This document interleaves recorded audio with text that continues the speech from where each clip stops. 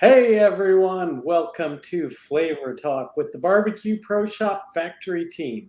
I'm co host Brian Neal, aka Mr. Freak of Smoke Freaks Barbecue. And I'm Ann Neal, Ms. Freak, and together we're the tongues and testers of the Barbecue Pro Shop Factory Team Flavor Guide, the world's first online seasonings decoder for barbecue and grilling seasonings. And joining us is our partner in flavor going all the way back to 2019, Mr. Jeff Belmonte, owner of Barbecue Pro Shop. Hey, Jeff. Hey, everybody. Good to see everyone tonight. Thanks for all being here. And tonight we have two very special guests who happen to be two of the biggest names in food sport, barbecue family, and SCA family.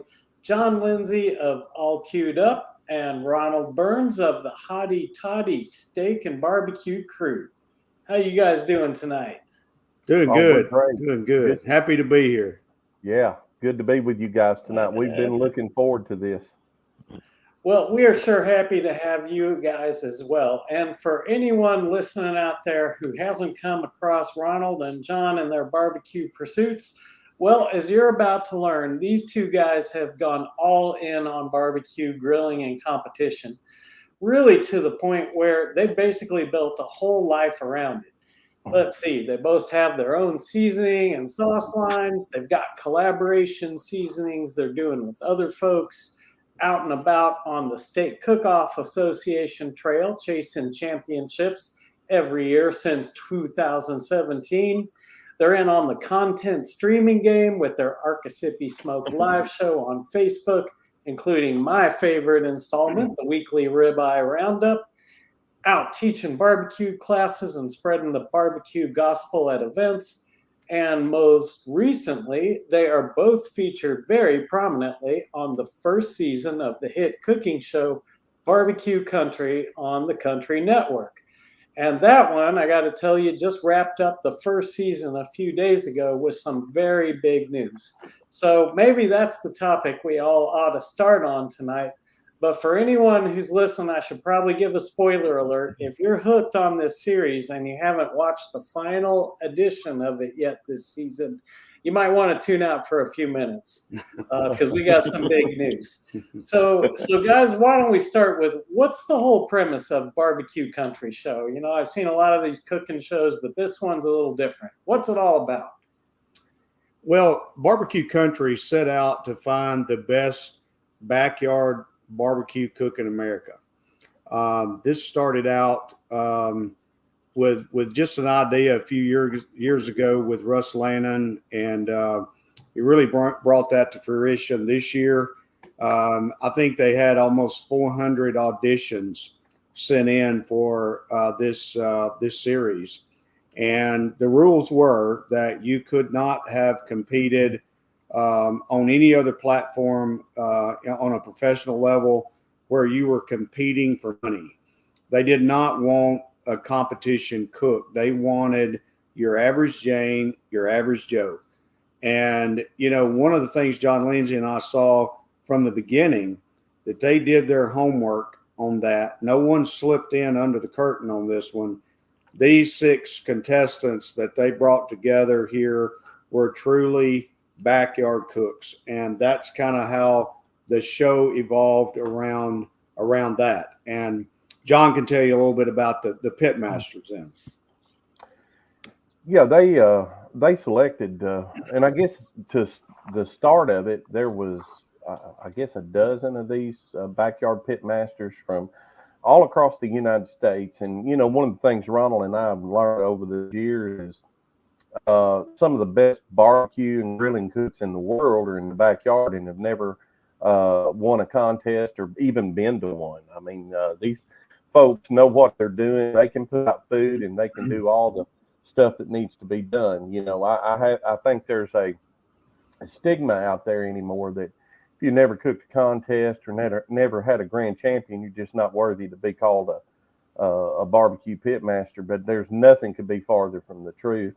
But these backyard cooks went head to head, and I mentored a gentleman from Rusk, Texas, named Shorty Jackson, and Shorty was as good as anybody I've ever met on a grill. We just got along great. Ronald had Brittany Bojak from up in the Northeast. I think around the Baltimore area. She came in, and we built relationships with these folks that will last a lifetime. We count these folks our family. We love them, and this was just a great time. It was a lot of fellowship. Russ Lanham done a great job putting this thing together, and it wasn't scripted. This was pretty straight. A lot of your barbecue shows is pretty scripted, and you're set up. You're doing a setup of this or that. There wasn't any setups. It was just full bore. And of course, Mark Lambert was the host, and Peyton Aldridge, country music star from down in, I believe, Cleveland, Mississippi, down in that area. He was on The Voice. He was the co-host, and Russ Lanham done some moderating. So it was a great time, and I sure did enjoy it. And we hope there's some future opportunities to do some other things. I have no doubt that they're going to do more in the future. So John and Ronald, real quick. So the premise of the show, and then let's get into your role and kind of how you guys both got involved.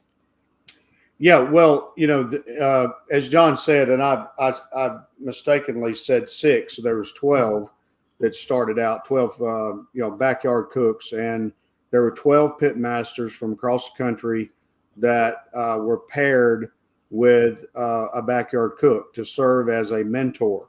We were there to help. We were there to assist. We were allowed to stay in the pits for an allotted amount of time, and then we were pulled out of the pits, and we could actually pull out a 3-minute save where we had a lodged cast iron skillet and a spoon that we could hit all the way back to the pit and have a 3-minute save. Yeah, and then in the finale, they allowed us to stay, in the pit the whole time. But it was in rounds. You went against 2, 2, 2, and 2, and then when you got down to the semifinals, obviously, then those 3 teams moved on to the finale. So from what I gathered from the viewing that I've done, there were a series of different challenges. So maybe a 1-bite challenge or a requirement. I think in the episode that I saw, you got to cook everything on a tribal fire. So tell us about what some of those challenges were, and how much knowledge did you have in advance? You said it wasn't scripted, right? So how did that work? Yeah. Did you get to practice those things? Well, you had a little bit of time to kind of figure out roundabout what you were going to be cooking, but you never really knew for sure exactly what they were going to throw at you. And I know we had Yoder Smokers was a sponsor of this, so we had a Yoder pellet grill, which is second to none. We had that new Yoder, one of the Yoder flat. Well, I say a flat grill, but it was just a grill that is, outstanding, charcoal. And then you had this tribal fire. And so you could cook on any of these for any of these different cooking events during the show. Most of the time during the show, you had a protein, then you had to bring some sides that they didn't give you everything about it, but they gave you just enough to know that, hey, bring you some sides, and then you can make, we tried to bring sides in and ingredients into the show that we knew would work with just about anything. Like we brought, they didn't have grill grates, so we brought our grill grates to come and cook on. We knew steak would be a part of this thing somewhere, or some sort of grilling. We brought our grill grate, and other little things that we could bring in. There were some of these that you had to use certain seasonings, and I know we had a challenge or two. We had to use some of the sweet swine of mine seasoning, and which is a great one to use and real balanced, and just different proteins with sides. And it ended up in the finale where we had a cowboy cut ribeye, that had the dino bone on it, and a tomahawk. We had a 3.5-pound lobster tail to cook and I'm telling you, when they pulled those out, wow, get Maine lobster. And then we had to create sides around that. And through that finale, we had a 1-bite challenge in there to figure out who got to select what order they turned in. So it was a grueling task, but it was fun.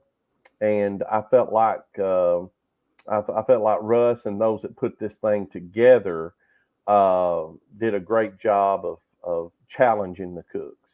So is it like SCA where you get to do a practice cook before you're turning in the judges, or did you guys and your partners, your backyard cooks, just have one shot at it? Yeah, we basically had one shot at it. For instance, Brittany and I, our first challenge was a 10-bone rack of pork, Cheshire pork. We smoked that. We cut it in half, smoked it, injected it, of course, seasoned it. And then at the end, we cut it up in chops, left the bone, and then we grilled it off on grill grates, sauced it, glazed it at the end. And the biggest thing that I helped Brittany through that process was making sure that we didn't overcook it. And that was, I think that was one of the winning philosophies that we had on that first one, that we definitely didn't overcook our pork. And it turned out really good. Had she ever cooked anything like that before? She had cooked chops before, obviously, but never, a 10-bone real pork loin. And so, she talked about, slicing it to begin with. And I said, well, let's get some smoke on it.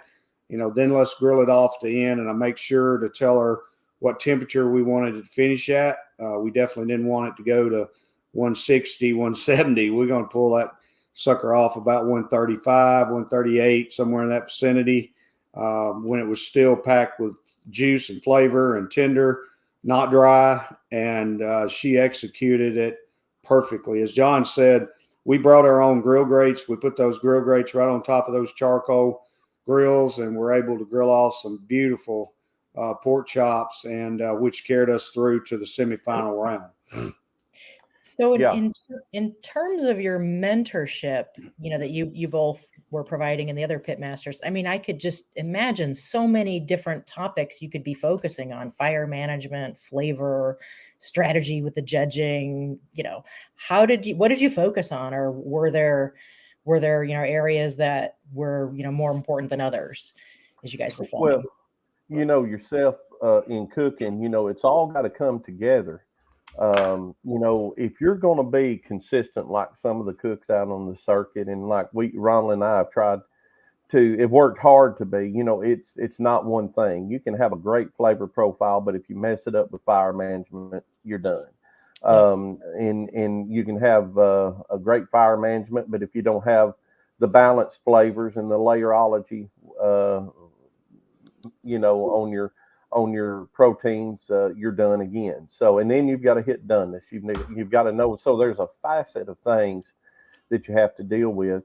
So what I try to do is walk in first and evaluate what Shorty knew. I had a series of questions. I just simply asked him to figure out how his fire management was, talk to him about the seasonings.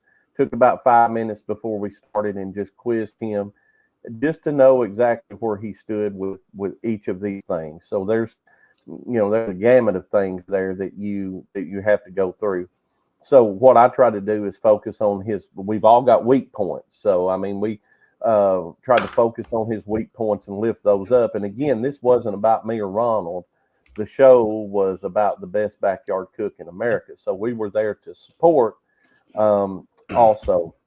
And I think, and then the pitmasters or the mentors had some, challenges themselves, like the 1-bite challenge there at the finale. The pitmasters pretty much done that one.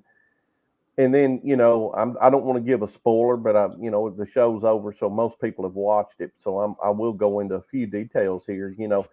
Shorty and I got eliminated on the round that we went in. I don't know exactly if time, they took the mentors out, and time kind of played a factor in that and different things. So we were eliminated, but we had a chance going into the finale to go back in and win our way back in, cooking steaks, New York strips, Hassel Cattle Company. And one of the things that, thank God, that I did,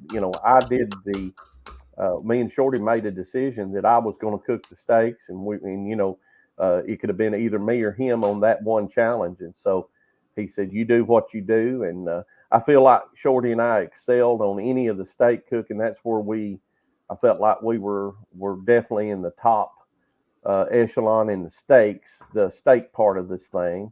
And we ultimately lost this whole shooting match on, I feel like, a side dish.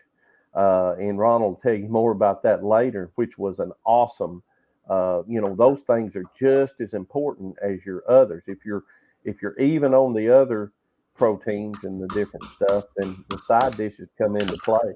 And I want to tell you, Ronald and Brittany had a side dish that was a warm baked potato salad that was absolutely lights out. And so it was like I said, the whole gamut comes into play: side dishes, proteins, fire management, the whole 9 yards. So it was kind of an all-around pitmaster competition, wouldn't you say, Ronald? I feel like it was very well rounded. Sure. Yeah. I think it was well planned. All facets of it, like John said, it was not scripted. It was live TV. And the Pitmaster Challenge, we were confined to use the tribal fire grill, which I had seen those before. I'd never cooked on one before, but I treated it basically as a griddle. We had Kanekawa sausage from down in South Alabama. We had bacon. I kept bacon in our cooler because anytime you can use bacon, it's a plus. So I thought, hey, slice these things up, wrap them in bacon, season them, dip them in barbecue sauce. So I tried to go simple, and I won the semifinal Pitmaster Challenge, which allowed me to go back in the pit and spend time with Brittany. And then Fergie and I tied on the finale, and I lost on a coin toss, and he chose to go first, and of course he chose us to go last. But we had some strategies there. We knew we were going last, so we had some strategies that hopefully definitely paid off in the end. So we've been watching this show play out over, I'd say, probably 4 months now on the Country Network, or we watch it on YouTube ourselves. We don't get the Country Network, but we posted the YouTube link up there for anybody who wants to check out the episode so far. So for those of us watching, this season has played out over a period of months. I'm wondering, though, behind the scenes, like, how did all this get done? Was this like a day or two, or were you guys going back there every week to do a new episode? Well, we had the first section of it to the finals in about 3 days, I think, 3 or 4 days over the course, of filming.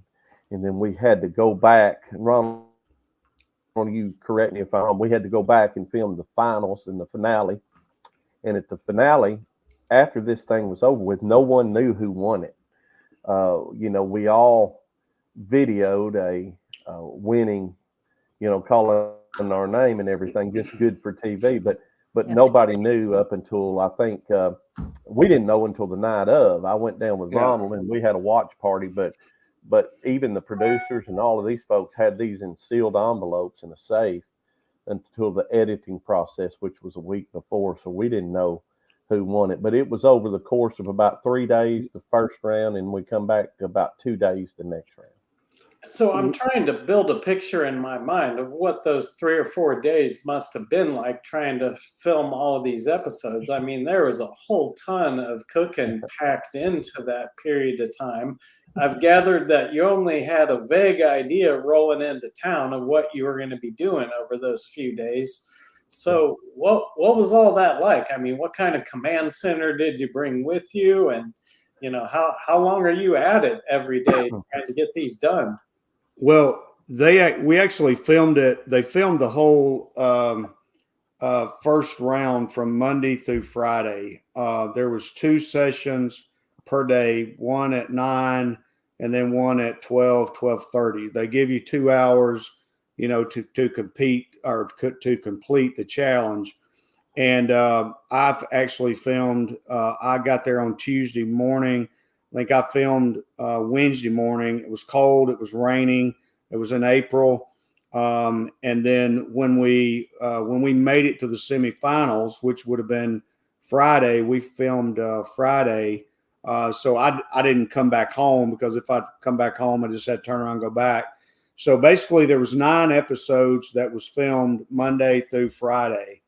And then we all came back to Lebanon, Tennessee, there at Fiddler's Grove, and filmed the finale in June. And that was basically on a Saturday. They did the 1 bite challenge. We had a VIP experience party and a meal on Friday night. And then we filmed the finale on Saturday, which was not released probably, I guess, till last August, 1st of September, maybe July. Well, it was in July, I guess. Started in last of July, maybe, and it came on, every 2 weeks until October the 4th was when the finale was set to air. But because of editing purposes and making it a better show, they put that off to the 11th, and I think that was a wise decision. They did a really good job with that. So. All facets of this was just a heck of an experience for me. And it was especially nice to get to meet Brittany, my pitmaster, or excuse me, my backyard cook. And I call her a pitmaster now because I think she has graduated. So it was a super fun experience. They did a really good job. It was not your typical, professional cooking atmosphere. And I think that's what drew a lot of people to the show, that the backyard cook outnumbers us competition cooks probably 10,000 to 1. So getting to see people on the show that, hey, you know what, I could do that. And I think that's what it's all about. We have to figure out ways to get people involved in backyard cooking that are not, because if we don't, that's something we're going to lose, something that we love the passion for. Amen, brother. Well, let's shift gears a little bit and talk about the background for both of you guys that got you to the point where you're invited to be on something like Barbecue Country. I mean, obviously, for those 12 pitmasters that they paired up with those home cooks and backyard cooks, they didn't pick just anybody. So how'd you all get to be somebody in the world of barbecue? Where'd you start, and what was a little bit of your journey to this point? Well, I say it's been a lot of hard work and a lot of shoe leather is exactly what it took. Everybody's looking for an easy road. They're looking for the opportunity to start on top, and I never did want that. Wasn't something I wanted to do. I started cooking barbecue somewhere around 2014, and cooked barbecue on the KCBS circuit for 3 years. And 2017, I was at a barbecue competition in Whitehall, Arkansas, and they had a steak contest attached to it. And so we cooked the steak, just watching a video. We didn't know what a competition steak ought to even look like. I didn't even have mine tied up. I didn't know anything about tying one or anything like that. But I thought I knew how to cook a good steak, and we brought our Weber grill for that one and cooked it. It was the last turn in of the night after all the other stuff had been turned in, and turned it in and won first place. And I had no idea, but that was the last cook, is the last chance effort to get in the 2017 World Championship, which was held in, I believe, October or November before they changed it. Mm-hmm. And so this was the week before. So you had the heaviest hitters, the biggest names, and the biggest cooks there. So I come in and we win this thing. And, it was a $2,500 payout that night. And I've still got the picture with money in my hand. And, I look at that and I was just in shock. We didn't do that well in the barbecue. That we thought we had great stuff, but the steak. So after 2017, we managed to, me and John Walter, my son, turned around, and within a week we were in Dallas cooking the world championship. Of course, we didn't do very well down there because we didn't even know what, we were just trying to learn. And you have to, yourself, competition is just different than backyard where you're cooking steak or whatever. So we got started, and we started cooking lots of contests. When I was in KCBS and cooking barbecue, 12, 13, 14 contests a year, about all we could do. And we did really well. We just couldn't do enough to make runs for team of the year or anything like that. But when we got in the State Cook-Off Association, we started traveling and working it. And I think that first year I finished, 2018 was my first year for points. I believe finished number 4 in the world in points that year. That was our first year. Me and John Walter, my son, we traveled all over. And it started from there. I cooked 38 contests that year just to show how far it's come. I cooked 38 contests, was able to be in the top 4 in the nation in points. Last year, I cooked 78 and finished top 10. I think I was 9th. But I guess what I'm saying is the game has changed a lot. But we didn't know what we were trying to build. We just knew we were trying to pay our dues, that we felt like I made a decision coming into 2018 that we were going to build a brand with the SCA. Ronald and I have had the privilege of being the ambassadors of the year for the SCA. I've qualified for the World Championship 7 times. I think finished in the top 10 in the world 5, and the other 2 I was in the top 20. So, it's been a great blessing, and but we just got out on the road and worked, and I cannot tell you how many miles and how many hours and I sure can't tell you how much money we spent trying to build this brand. You can't do it without hard work.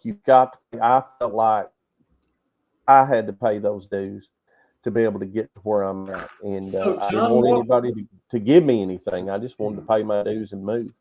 John, what was your attraction coming into barbecue food sport? Were you all about barbecue before you started competing, or was it more about No, like to compete and barbecue was something you knew how to do?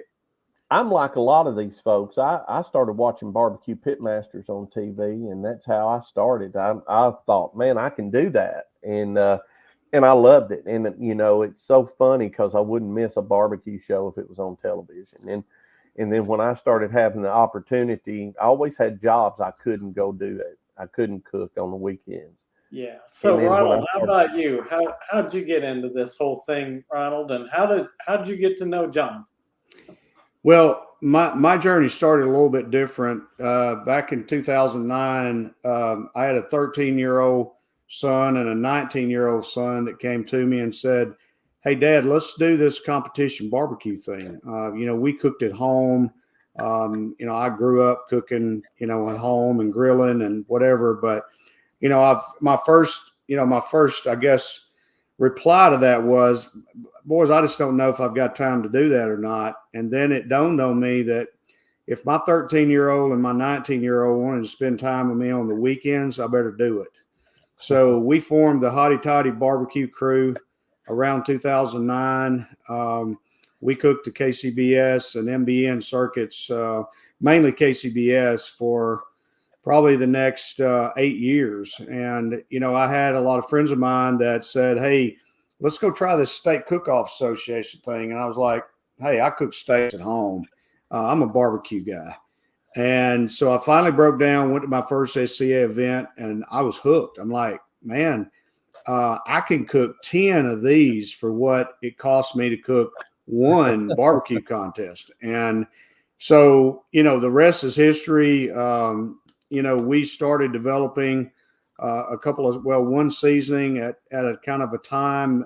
We went along there for a while. And then when we hit the SCA we really started looking hard into seasonings and why we would want to introduce a new seasoning and so forth and so on. And we can talk about that later. But, we were at the shed the second year that they had the shed when there were almost 200 contestants in that. And I won one of those contests, and just so happened one of my newest seasonings had just hit the market. And that particular night, Brian Caruso won steak A, I won steak B, and we both used my seasonings, which I had orders coming into me by Sunday afternoon on my way home. John and I met actually at that contest. We had cooked KCBS against each other for years and never met. And we met at the shed that night, got to talking about, hey, let's do some videos together. We started out trying to get that planned. COVID hits. And then we decide, you know what, there's nowhere you can cook right now. Let's do a Facebook Live show and just keep the fire burning. And that's what we did. I was in a hotel room in Little Rock because I was working in that area at that time. And we were on Monday nights. We started that Arkassissippi Smoke Live, and I guess the rest is history. And now, my wife she never really got into the barbecue thing, but now my wife cooks along beside me. My two sons cook. One of my daughter-in-laws have cooked ancillary and steak and got gold tickets. And we kind of counted up the other night between our family over since 2017, we probably have 25 plus wins on the SCA circuit. So having your family there is the biggest thing to me. My wife travels with me now. She's leading the Mississippi State points right now in the SCA. So I'm really proud of her. She's won 4 contests this year. And that's the blessing to me that's really came from this, that we kind of approach that from a family. We have some good family fun competition. And, so that's kind of how it came by for me.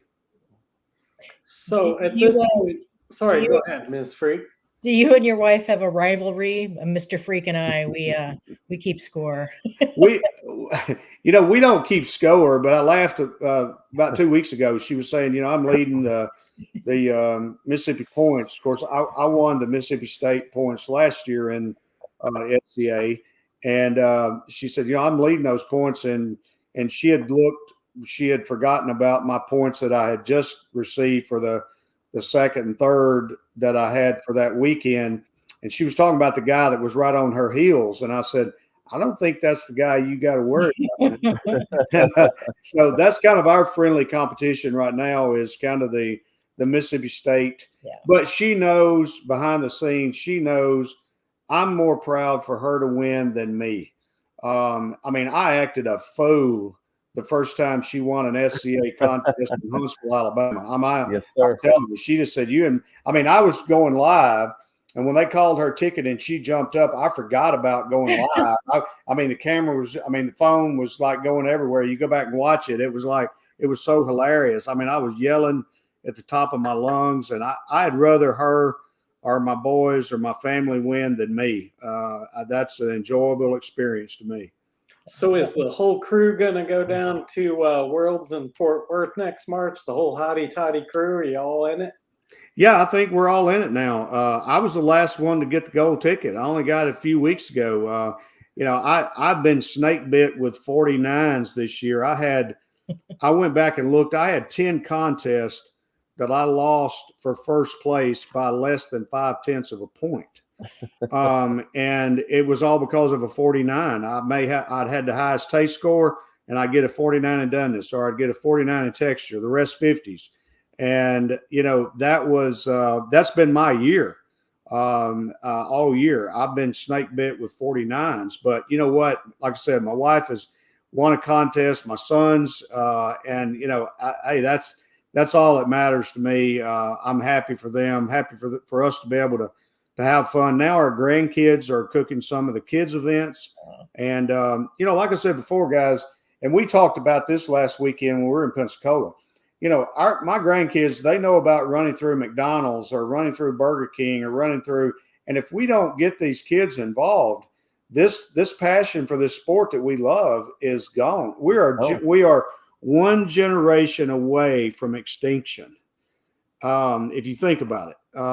And I think food sport really definitely needs to step up. Of course, Melissa Cookston's doing a deal for kids this weekend. I think we need to get behind things like that all over the country. And I know there's some high school leagues that's popped up in Texas, which is great. There's kids that can't compete in football, basketball, soccer, the band, but there's kids that loves to be in the outdoors and cook. We need to promote that all we can.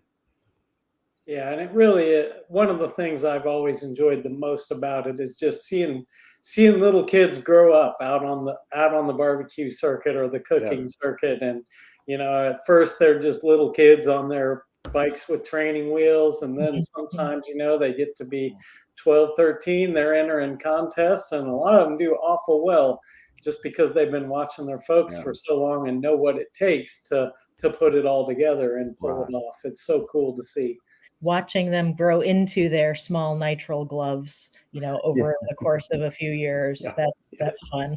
The future. Well said. So let's get into a bit of flavor and flavor development, because gosh, I think between the two of you, you got over a dozen popular seasonings out on the market just for barbecue and grilling. And then you've got some brines, some sauces, all of that. What I'd really like to start with from both of you is just, especially for people who maybe have designs on doing this themselves, how do you even go about the process of bringing a product like you have done to market?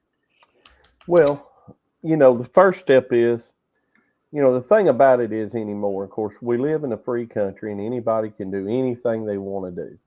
But just from my perspective, I would have never put any kind of seasoning or product out unless it was tried and unless I had paid my dues. And so that was a part of all those years of working and running. Everybody's got a seasoning. You have to have something that's going to set you apart.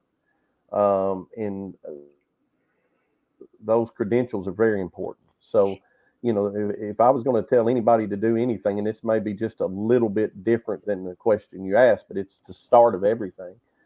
You need some credentials. You need something that is tried and true, and you need to, I feel like you need to pay your dues. That's the first step. Now people put out great products all the time, but I just think it helps you to get a little bit more involved once you have some dues paid. Then after you get that, you've selected some flavors that you may have put a rub together at home that you're using for, your ribs or your chicken or on your barbecue trail, whatever you're doing, or it's in your backyard. You're somewhere down the line, you're going to have a good co-packer, and they can help you so much. Your seasonings that you've built that seasoning blend with at home is not going to be what the co-packer has. So there will be some adjustment between your McCormick blends or whatever you've got here and you're building it at home to what the co-packer has. The co-packer is going to have a fresher product. It's going to be a bulk product. It's going to be a higher quality product. And sometimes, you may have a teaspoon of this type of garlic, granulated garlic, and versus what they've got, it's it's different potency and everything else. So it's going to take you a little bit to work through that. But if you've got a good one, and ours is Townsend Spice and Supply. Ronald and I both have been with Shane Lynn and Lawson Lynn for the last, since the existence on mine. And I'm going to tell you, they have done a fabulous job helping me with products and helping me get everything together. You'll have to have UPC codes. You'll have to have your labels, a good graphic design. A lot of it goes into it, but a good co-packer can help you with all that when you get started. That would be the first steps that I know of. Ronald, go ahead. I'm sorry, you froze up there. there's all these practical things that you got to consider when it comes to, your labels and your bottles and who's going to make it. Ronald, how about the thing it all starts with, the recipes themselves? What inspires those for you? And kind of, did you have a target in mind when you set out to make some of these rubs you've got out in the Hotty Totty line? Yeah, I'll give you a prime example. And the answer to that question is yes. We have never introduced a seasoning that just because to come out with another seasoning. There was always an end result in mind. I started out with my Climax AP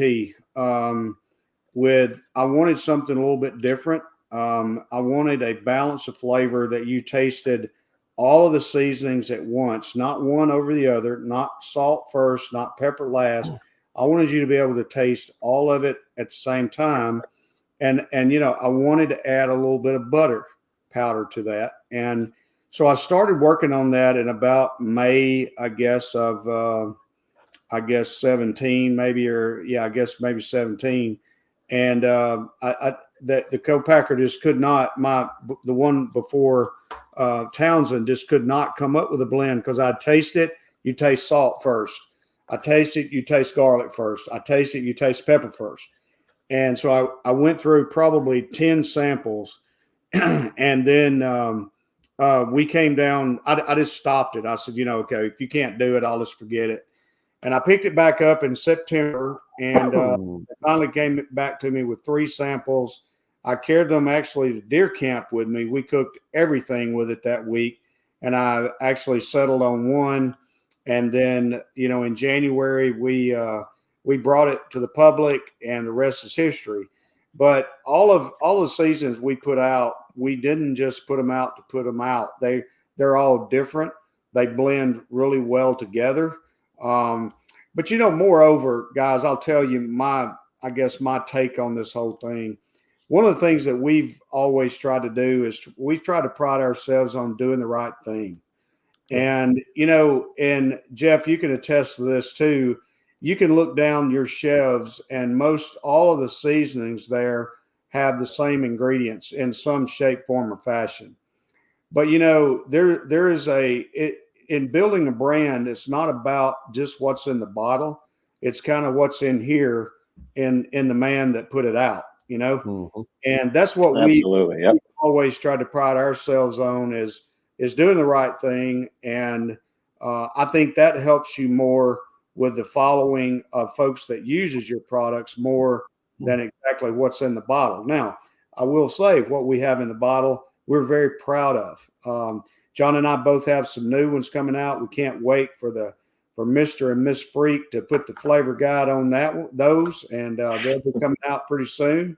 And we've worked long and hard on those, and they are specific flavors that will complement any of the rubs that we have. So when you're heading to, bring something to a co-packer and you want them to develop something, do you guys typically already have a prototype that you've built at home out of whatever you have access to? Yeah, just like John said, though, most of the time there's a compromise that's involved because, what I do, I'd go to Walmart or the grocery store and gather up all these seasonings that I want. But, it may not be the same brand of pepper that he's got. It may not be the same brand of garlic that he's got. So there has to be a trial. I mean, typically they'll send you samples and say, what about this one? And I'd say, we need to back off on the salt just a little bit. And then we go through that process till we settle on on a recipe. And then actually they'll make a batch of samples, because just a small bit, and then you're making a larger amount could be a little bit different. So he always goes through and makes us a sample batch to test. And we've already been through that with our newest one that's coming out. So it's about a 4 or 5 stage process before that bottle hits, the counter or the shelf, if you will. So you don't just wake up and say, hey, here's the recipe I want to do it, bottle it, and it's done. But it's not that easy. Such an important point about an ingredient, this brand of black pepper or mesh versus, something else can really throw the whole blend in a different direction. And, Mr. Freak and I in our flavor testing, when a blend is maybe reformulated or an ingredient is swapped out or something, we, really retest those because we know that so much, can change as a result of that process. You guys talked about, and Ronald, you mentioned, the new blends that you have coming are, ready to test and get out there. What does that testing look like? How do you go about that before you kind of finalize this is the formula? Well, we like to get it in the hands of our, our friends, our competitors, and we've done that with ours, and it's been tested on the competition trail, done very well. We've tested it at home. We've tested it with folks that we really trust their opinion, that they'll tell us, you know what, I don't really like this blend, and that's what we need to hear. I mean, I may like it and someone may not, and that you're not trying to please everybody, but you're trying to get that, trying to strike that balance. And we feel like with all of ours that we have struck that balance, and it didn't just come up, overnight. When you're doing these rubs, you've got to figure out what your end game is. Ronald and I both have rubs that we would classify as a base rub. Like on my end, maybe a State Line Bold. It's going to have some heavier salts in it.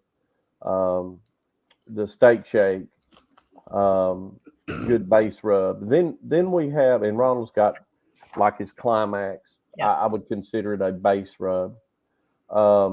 Even his most underrated rub he has is 38 Special, and it's as good a rub as he's ever put out, but it's probably as underrated as anything, but it's a definite base layer. Then we have those base rubs, then we have enhancers that go on top, to the point of we're putting 6 and 7 rubs on a steak. And I've heard people that are cooking, and of course I've cooked with you guys, and kind of how I do it, and you guys layer your flavors too. I've had some top competitors say, forget this layering thing, we put them all in the bag and shake them up and put them on. That's what works for you. But Ronald and I found out a long time ago that don't work for us. We'd rather dial in some nuances of flavors, and with the layerology method we can do that. And in our development, we're trying to figure out, are we going to try to create another base rub, or are we doing an enhancement rub? And what's the purpose? So we answer those first. A base rub is going to have more salt. It's going to be a more heavy salt, pepper, garlic, onion base on it. Your enhancement rubs, you put 3 salty rubs on a piece of meat, and you've got a salt lick. If I were to take State Line Bold, Steak Shake, and bovine and layer them on a steak with medium coats, you're going to be really salty. That's just part of it, because the salt's the first ingredient. So the difference between your base rubs is, I feel like number one is your salt, but I think you need in a good base layer, you're going to need a good solid salt, pepper, garlic, onion. You can take that and do anything you want to with it, before the nuances of flavors come in. It's when you introduce the sweet chipotle, when you introduce your grilling thyme, when with a little grill flavor on the backside, and layer those in layers, and you pick up those nuances of flavors. Layering them not at one time. Sometimes we layer them at 3 different times in the cook. If we're cooking barbecue ribs, I'm putting 6 or 7 rubs on, but at about 3 different times. I feel like it gives us an advantage. It's been proven on the circuit, and Ronald and I, our philosophy, the day that guy walked into my life was one of the greatest blessings in the world. Him and his family is just, they're like my family, but we had the same philosophy, and the same morals, the same values, the same philosophy, and even on cooking. And so he got the layerology, and that's the method we've used, and that starts in our development process. So and the whole concept of layerology, for those who aren't familiar with it, it really is about putting different layers of seasonings on, and sometimes even at different times in the preparation or cooking process. What are some of your guys' favorite layering tips that would help out, home cooks, people who are doing things either on the stovetop or on the grill at home? Like, what's a simple way to start employing this concept of layerology? Well, one of the things is that you know the seasonings that you like and the flavor that you want your protein to taste like, and you incorporate 3 different rubs, and I'll give you a perfect example. You could take John's Steak Shake, my Climax, and my bovine, and do that in that order, and you're going to get one flavor. Okay.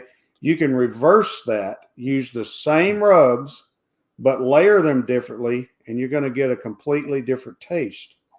And that's the beauty of this thing, is that, layerology allows you to change those layers around to achieve the taste that you want.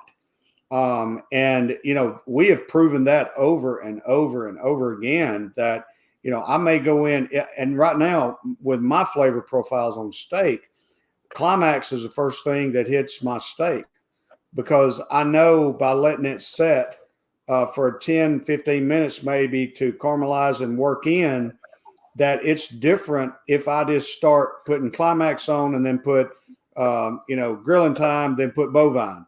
It's a totally different taste if you don't allow that base rub to work in your meat before you start your next layer. And the same thing I do on ribs. I let my Climax work in before I put anything else, whether it's John's Sweet Thing, whether it's my rib rub, whether it's my new, sweet chipotle that's coming out. I allow them to work in before I start with the next layer, if that makes sense. Yeah. One of the things that I really appreciate about both of your seasoning lines is the flexibility and ability to work with different products. Between your 2 lines, a lot of them pair really nicely together. And I know that I really had this pork loin that was just super boring, and I wanted to wake it up, and I used State Line Bold and paired that with, I think it was JDQ Sweet. So, other brands and other, products. So there's, just a lot of potential that exists when you have the flexibility of lines like the ones that you've brought to market. And, that's one of the things that we've always kind of prided ourselves on. We realize we're not the only guys out here that's got seasoning. Okay. And that's one of the things was one of our staples with our team, Arkassissippi. We did not mandate that they use only our seasonings. But we did ask them that if they've used another line of seasonings, at least ours were sitting along the side of it, and they're using it as well. But to your point, Ann, you're exactly right. You can take any of my rubs or John's and pair them well with any other that's out there on the market. And we did that exclusively for that reason. We're smart enough to know that people out there are not going to only use our products. And, but if there is something that they're looking for that the brand they're using doesn't have, then we want them to reach and get a bottle of ours and pair it with it. And that's our whole philosophy from the beginning. We did not want to mandate that our team use only ours. If they were used to using, Boar's Not Out or DB180 or Cosmos or whatever it might be, we wanted them to make sure that obviously they used ours as well. And I think that's a great philosophy to have. So what is Team Arkassissippi exactly, and how does one become a member of that? Well, we started out Team Arkassissippi several years ago just to really help us build our brand. And what it's done is that we have team members from coast to coast now, and it's become more like a family. I look on here, I see Caitlin Crane, I see Brennan Nielsen, they're not just teammates; they're my family, Sure. and that's what it's all about to us. And we've had this team now going on 3 years, I guess, coming up 4, and we have added some every year. What we want to do is find people with the same philosophy that we do. Number one, helping others. I think anyone on our team, if at any time somebody would reach out to them for help, they do it, because I think they see that in what John and I have done. We have never turned down anyone for helping. Helping others is what we like to pride ourselves in doing. We like to align ourselves with people that have the same philosophy. So we've never sent out applications. We've never had to. We have people reaching out to us every year saying, hey, how can I get on Team Arkassissippi?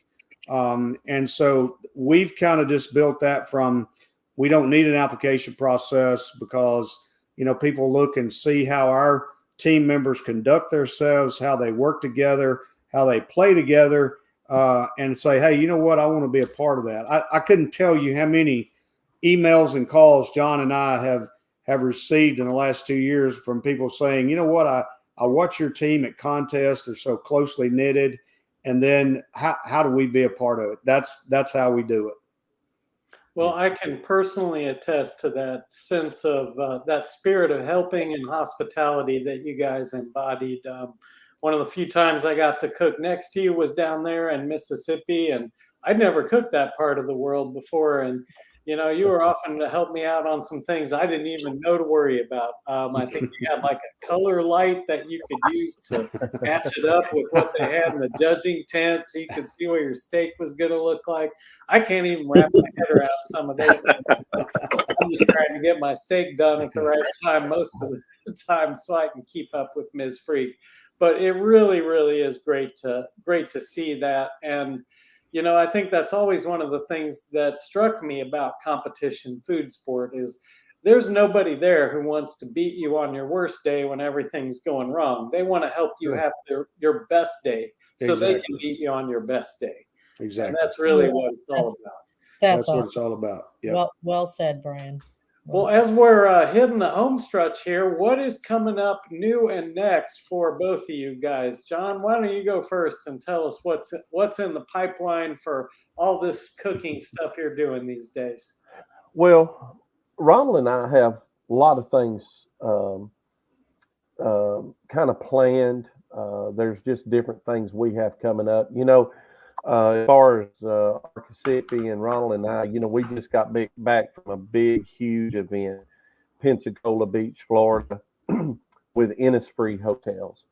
And that is going to be, I'm just going to tell you guys to be sure, we can't let all the information out of the bag, but I'm going to tell you Innisfree Hotels is going to play a major, major, major part in food sport in the upcoming year. And Ronald and I have been so fortunate to be selected to come and be a part of that. And, I'm clearing my schedule next year for anything that Innisfree has. And that's going to be a major focus for me going into 2024. Also, I have a catering company now and a festival vending business. We have a rub business. We're still teaching classes. Ronald and I have a lot of demos we have planned, some cooking classes, and just a lot of different things that we've got coming up. I won't be competing as much on the circuits, but I will still be out there, and we've got plans to maybe put together an Arkassissippi team and do some of that. Before I turn it back, I do want to say one thing about these flavors, just really quick, and I didn't get to reiterate a few minutes ago. Folks, balanced flavors win. Balanced flavor. It don't matter what brands. It doesn't matter what. If you can balance flavors, and that's why we're so stuck on this layerology. If you can balance it, it wins from coast to coast, Europe, New Zealand, Japan, wherever you want to go. Balanced flavors win. So remember that. And I can't reiterate that enough. There's so much to that. Barbecue, we used to always say boring barbecue wins, but what boring really means is that there's nothing that's jumping out in a huge way to upset that balance. And Sure. I think you're right. No matter where in the world you go, that's what it's all about. And I think part of the journey of becoming a great cook, whether that's in the kitchen or in the backyard or in the competition world, is figuring out how to taste your food and know what it needs to achieve balance. Yeah, Right. That's one of the reasons that Ann and I created the flavor guide, was because with, hundreds and hundreds of different seasonings out there, a lot of us want to try all kinds of different things, but until you've opened that bottle and cooked with it a few different ways, Yeah. you have no idea what that balance is all about. yeah, No. And we thought if we could come up with a tool that lets you put one thing next to another and have some idea of how they were going to play together, it would really help a lot of people to kind of hone in on what things they need to add to their seasoning arsenal. yeah. Yeah. Yeah, we're real excited about our sweet chipotle that's coming out. We've worked a long time on it. We're just waiting on the labels to get completed on that. It has placed on the KCBS circuit. It has it's been known to be used as a finishing dust on steak. It's won a first place rib. So we can't wait to get that new seasoning in your guys' hands for you to be honest with us and tell us what you think about it. So tell me a little bit about sweetness in steak. A lot of folks at home never really think that sugar is an ingredient that belongs in steak or in beef at all. But yet you out in the competition world, I guarantee you're going to find some little bit of sugar in almost everyone's bill of goods. What's y'all's philosophy on sugar and beef? Well, you have to be careful with it. You can't put it on there early because it'll burn. And, the reason I said kind of as a finishing dust, with that line, you've got a little bit of heat for pop. You got a little bit of sugar. It kind of blend, if you will, between those two is a very satisfying taste to your palate. And that's really what we're after with that. And we've used it on ribs. We've used it on chicken. We've used it on steak. We really wanted it to be something that you could use on any protein to strike that balance between a sweet and your typical chipotle type flavors, because it will kind of blend it out a little bit and just give you a pop instead of a burn, if you will. So this one sounds firmly in the enhancer category of rubs, like John was talking about earlier. Not so much of a base rub with all that salt to help unspool your proteins, right? Yeah, right. Yeah, right. Brian, you're a barbecue guy, and I'm sure you and Ann have ventured down to Texas and had some of that great Texas brisket somewhere down the line. You've probably been to the big names, Kreitz and Franklin's and all those others down there. When you go and you taste a brisket, even though it don't have any sugar on it, one thing you're going to get off of that brisket is sweet. And we call it a sugar cookie. And the fat renders to a certain level. The best brisket in the world's in Texas. And I'm not from Texas. I'm from the Mid-South. But I'm just telling you, to me, it's the ultimate. And you're going to taste a myriad of flavors there. You're going to taste the sweet. You're going to taste the salty and all that. What we try to do, and, people say, we don't want any sweet on steak. Well, you don't want it to be overbearing, but, we've even created rubs to work in to make that steak taste like that Texas sugar cookie, or that when you don't have a long cook to develop that, but you've got a layer here that you can add to that and give you a hint. So sweet and salty and, savory and all those things work together. So, my take on sweet is, no, you don't want anything overly sweet, but you definitely, even the best briskets in Texas, even if they don't have an ounce of sugar, they're going to be sweet from that smoke and from that fire and from that cooking for that period of time. To recreate that is awesome if you can, even with a seasoning on short cooks. Yep. Very cool. So how about you, John? You got anything new in the pipeline? Seasoning wise, John, you got anything new coming out in the pipeline? Yeah. Well, I'm sorry, we're breaking up just a little. I do. I have some wild game products coming out. I have a wild game all-purpose that'll be out hopefully shortly, and then I have a wild game jerky seasoning that'll be out. Those are two areas that I feel like is wide open, and there's not a whole lot. And in my area, and this goes back to backyard cooks. You could have every competition cook in the world using your product and still not be as successful as if you got all your backyard cooks loving your products. Just ask Malcolm Reed about that; he'll tell you. But our seasonings, we've been working on that and been working with some hunters and some different sportsmen here to develop those flavors, and we've got some things that they're really liking, and we're gonna have those on the market fairly quickly, I hope, as the year comes to a close. Very, very good. Well, you guys, Exciting stuff. Yeah. we are reaching that witching hour. Once the sound starts breaking up, it's time to wrap up. Yeah, it's time to go. Yeah. We're overloading the airwaves and the software. Yeah. So I want to thank all of you guys for joining us tonight, all the guests who watched us and who will watch us in the future when we're got it recorded and up on our various Facebook pages and YouTube channels. Ronald, John, always a pleasure to see you, whether virtually and in person. And can't wait for the next time we get to cook together. Sounds Absolutely. like it might not be till Texas. Absolutely. Absolutely. But Thanks, everybody. Thank you all so right, much. everyone. This is Barbecue Pro Shop Factory Team Flavor Talk signing out. Good night. Thanks, everyone.